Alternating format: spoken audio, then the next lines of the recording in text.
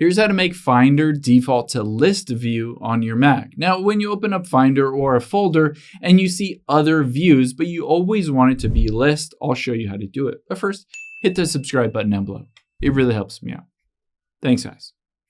Now, let's tap on Finder at the bottom left, and you can see it defaults to icon view. There are some options on here. Now, if I go to the top left and tap on view and go to as list, you can see it shows it as a list. However, let's say I open up another folder, you can see it shows it as a list on here, but if I close out of them and then I open it up again, a lot of times it will default to an icon and not showing the list.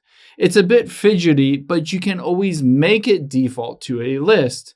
To do that, what we're going to do is make sure you have just one Finder window open. So if you have a bunch of them open, close out of all of them and just have one open. Now, at the top left, we'll go to View and make sure it's set as list. And then we'll go to View, and then we'll go to the bottom and hit Show View Options.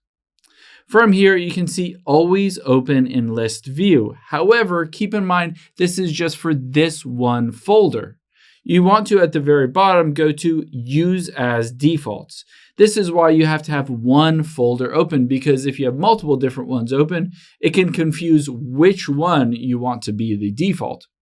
Now, after you've done that, it sometimes takes a bit of time, and you might want to go over and tap on the Apple icon, and then just go to restart everything. And then after everything's been restarted, you should be good to go. Everything should be in that list view, including any external drives, stuff like that.